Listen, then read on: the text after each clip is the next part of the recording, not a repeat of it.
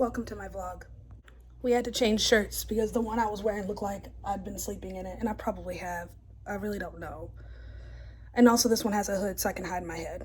Every Karen and their mama is like hoarding all the hand sanitizer, so I don't have any, so I'm gonna have to improvise. So we have to head out to the city today because I'm going to be looking at a place, and vitamin D is good for you, isn't it? I guess. I don't know. I never go outside. In lieu of hand sanitizer, at least I think I used that phrase correctly, I have hand soap, a bottle of water, and lotion. And I also have napkins because I have to go get gas. Probably the best part about this quarantine thing is the gas prices. I'm not going to be upset about filling up my tank for less than 20 bucks. The worst thing is that I cannot get a haircut. Whenever the barber asks me, how short do you want it? I say, just long enough to brush, but too short to comb. If I can comb my hair, it's too long. If it's down to the scalp, perfect. And people are like, well, why don't you just grow your hair out? Look it.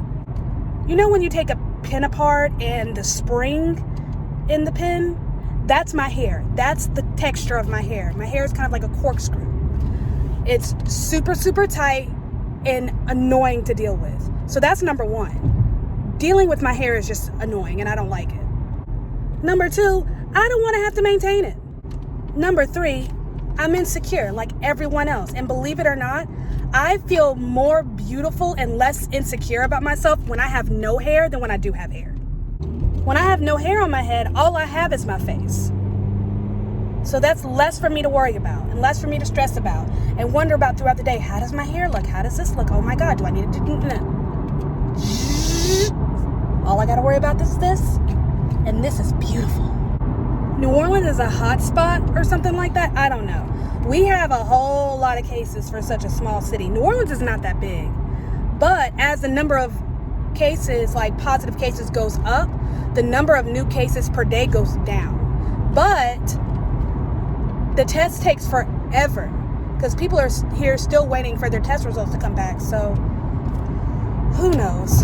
But the numbers are actually looking better, which is good because I am so ready to get back to regular life. So this place I'm looking at, it's a roommate situation. It's in the Lower Garden District, which is one of my favorite areas of the city. The Garden District, Lower Garden District, Uptown, Audubon. That whole little stretch south of the city along the Mississippi is my favorite. I don't know what the house looks like. I've only seen pictures of the interior, but it's north of Camp. So it's probably not going to be a shotgun house. The rent price is good. The advantage to this place is that if I wanted to walk to work from this place, I could. And I probably would if I were to live here. I have no reason not to. I mean, why would I drive my car like 3 blocks just to park it, get out, and then walk? May as well just walk the extra couple blocks.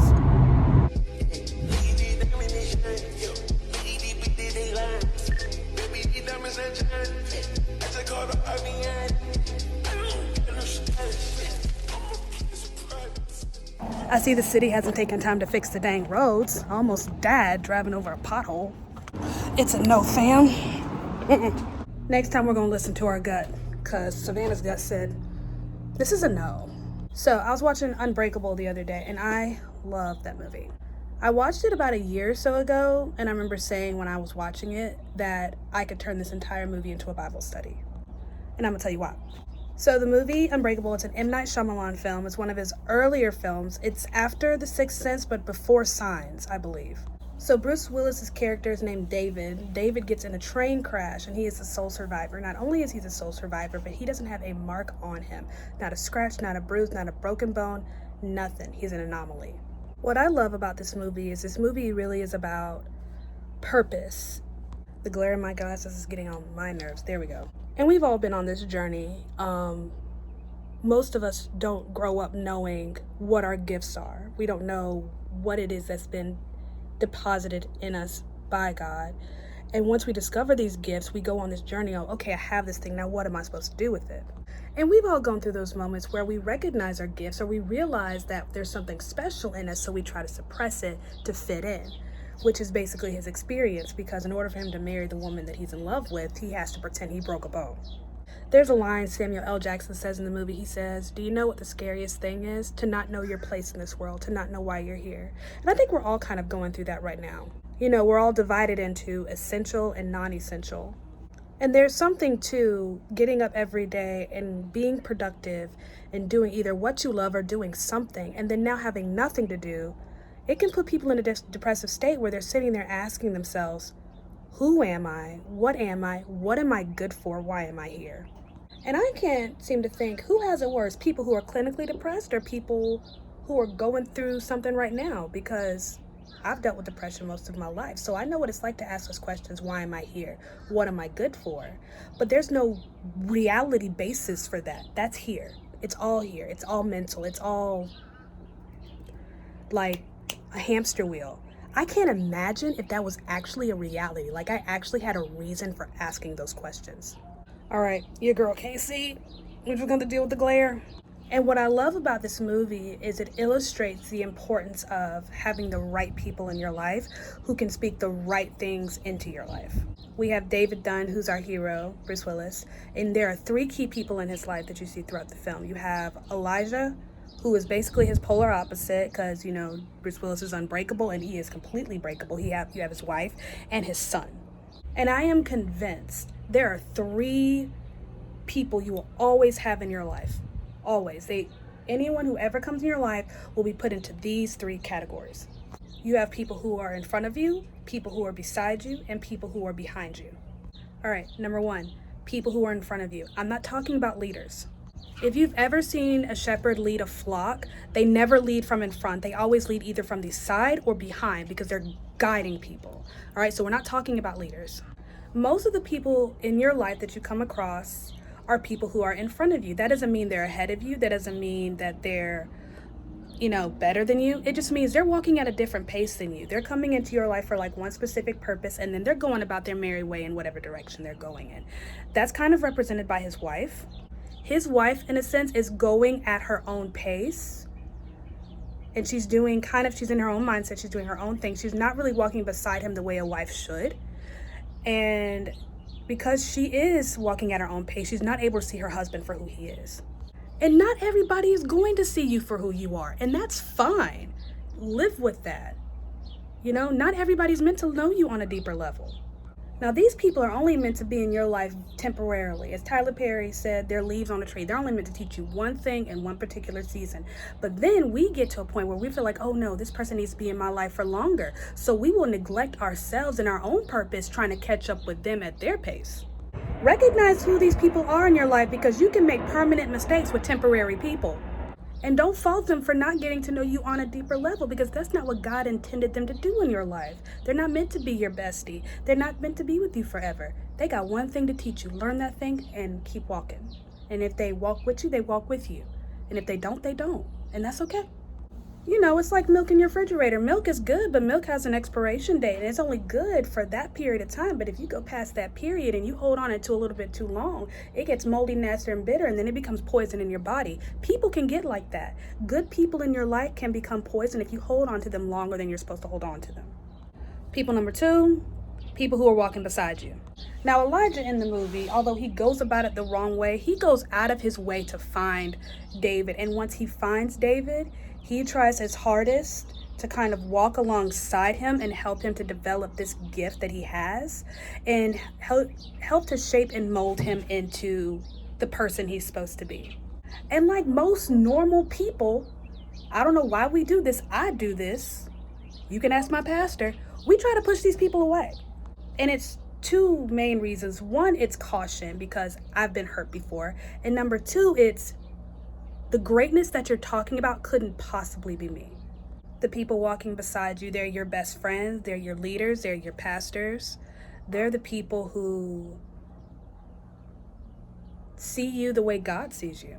And keeping these people in your life takes so much work because it requires so much surrender. Now, Elijah gets a little twisted in the end. We're not going to talk about that. But something he says in the end, he says, something like, because you exist, I know why I exist. I know my purpose. I know why I'm here. I'm not a mistake. And that's real life, because 9 times out of 10, your existence is tied to someone else's purpose. You know, it's why we go through so many hard, traumatic things. It's to help someone else. It's to walk beside someone else who's going through either something similar or a lot of times the polar opposite of what we're going through. But there's something in their situation that we connect with. And it's recognizing that there is something in me that is meant and designed to help you. And our relationships with the people who walk beside us are not ruined by anything outside of us. It's always ruined by us, always. Like, I dare someone to try to come up to me and say, oh, I'm gonna ruin your life. Please, come on, bring it. No one can ruin my life better than I can. So the people walking in front of you, let go of them when it's time to let go. The people walking beside you, hold on to them for as long as you can. And don't let you get in the way of something great God has designed and tethered together. Now, people number 3, these are the most stressful people. No one will weigh heavier on your spirit than anyone that will fall in category number 3. They will always be heavy on your chest, always. It's the people behind you. And when I say behind you, I mean the people who are watching you. So if you're in youth ministry, the people behind you are the kids you're leading. If you're a parent, it's your children. If you're a pastor, it's your congregation. If you're an older brother or an older sister, it's your younger siblings. One of the first times we meet David's son, he's playing football with this college football star. He's supposed to be like amazing, all-American, whatever. And he's playing with a bunch of other kids in the neighborhood. And this dude, David, comes to pick him up. And he quickly brushes these other kids and this guy off to go be with his dad and brags, hey guys, I'm gonna go play football with my dad. And his dad's like embarrassed. You know, David thinks it's ridiculous, but his son thinks his dad is just the greatest person on the planet. And that's real life too, because I mean, how often do you recognize your own potential, your own worth, your own gifts? You know, you don't always see the mark that you leave on the world or on others, but other people do. And not only do they see the mark you leave, they feel it. And if you've ever led anyone, and I'm speaking from like a youth ministry perspective, is this kind of almost like nagging weird feeling in your gut, like, what do you want from me? What do you see in me?